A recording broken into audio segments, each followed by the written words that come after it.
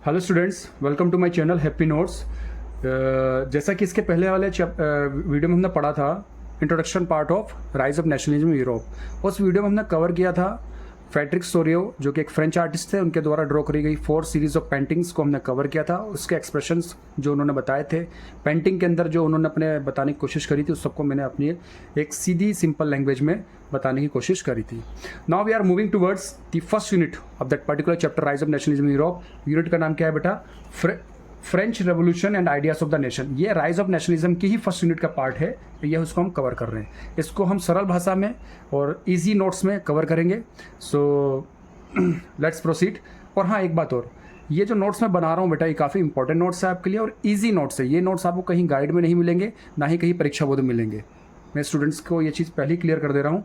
तो ये किसी गाइड के परीक्षा बोर्ड के नोट्स नहीं, ये मैंने खुद बैठ के बेटा काफ़ी मेहनत बोल दो, या जितना मेरा समय लगा है उससे बना के मैंने आपके लिए, आपके सामने और आपके लिए, आपके सहूलियत के लिए, यानी फॉर योर बेनिफिशियल, ये सारी चीज़ें मैं लेके आया हूँ।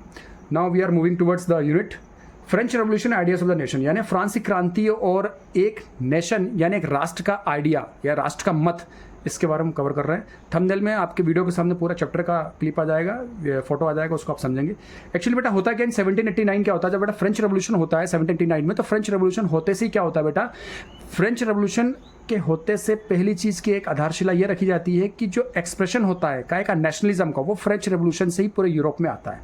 यानी नेशनलिज्म की जो शुरुआत होती है फ्रेंच रेवोल्यूशन से आती है। तो आप जब भी इस यूनिट को पढ़ेंगे तो लिखा होगा the first clear expression of nationalism is from French revolution in 1789। ये लाइन लिखी रहती है, ये यूनिट अपने यूनिट के चैप्टर की फर्स्ट लाइन है, French revolution ideas of nation की।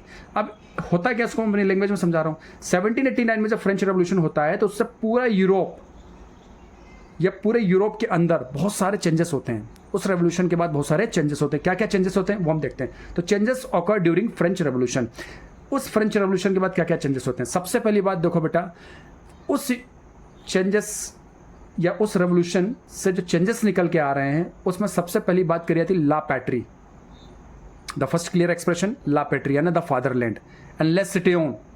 लेस सिटियन का अर्थ होता है द सिटीजन, यानी द फादरलैंड और ले सिटीजन, द सिटीजन की बात रखी जाती है उस रेवोल्यूशन के बाद। आइए कौन कौन से चेंजेस होते हैं वो देखते हैं। Power transfer from monarchy to common people and citizen. जब फ्रेंच रेवोल्यूशन होता है या उसके बाद चेंजेस में सबसे पहला चेंजेस क्या होता है बेटा, मोनार्ची जो एब्सेंस ऑफ लॉ होती है, यानी जो किंग रूल होता है, उस सब को खत्म करके पावर किसके हाथ में आ जाती है? सिटीजन यानी कॉमन पीपल के हाथ में पावर आती है। पहला पॉइंट। नया फ्लैग आता है, new flag tree colour was chosen for France.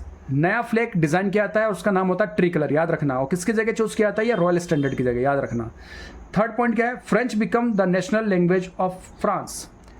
अब पूरे फ्रांस की लोकल लैंग्वेज, जो रीजनल डायलेक्ट्स थे, जो लोकल लैंग्वेज थी, उन सबको खत्म कर दिया था और एक ही नेशनल लैंग्वेज बना दी जाती है। उसका नाम क्या होता है? फ्रेंच। क्योंकि देखो बेटा, जहाँ की एक लैंग्वेज होगी वहाँ उनकी आइडेंटिटी और भी स्ट्रॉन्ग होगी, याद रखना।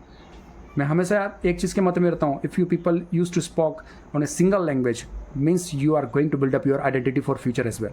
तो एक लैंग्वेज का होना यानी आपकी आइडेंटिटी को मजबूत करना, ठीक है बेटा। तो French become the national language of the France. New national anthem composed and auth stock taken. अब नया नेशनल एंथम भी आ गया था फ्रांस का, और शपथ भी लोग बाग लेने लग गए थे, जो मंत्री बन रहे थे, जो भी इनके स्टेट असेंबली बन रही थी, उनके द्वारा यह शपथ और टेकन सेरेमनी जो होती है वो सब स्टार्ट हो गया था लेना। State general was elected and renamed national assembly. अब स्टेट जनरल यानी वहाँ की जो गवर्नमेंट थी, जो वहाँ की आइडेंटिटी थी, डेमोक्रेसी थी, स्टेट जनरल वहाँ पर चूज किया गया, इलेक्ट किया गया, और उसका नाम क्या रख दिया गया? National assembly. यानी जो स्टेट जनरल जो इलेक्ट हुई थी वहाँ पे, जो बनाई गई थी, उसको रिनेम्ड करके नेशनल असेंबली बोल दिया गया। क्लियर हुआ बेटा पॉइंट? और internal custom duties were abolished. कहने का अर्थ है बहुत सारी जो इंटरनल कस्टम ड्यूटीज होती थी, बैरियर टैरिफ होते थे, फ्रांस में व्यापार करते समय बहुत सारी मुसीबतें आती थी, उसको हम डिस्कस करेंगे आगे आने वाले वीडियो में। उन सबको खत्म कर दिया गया था।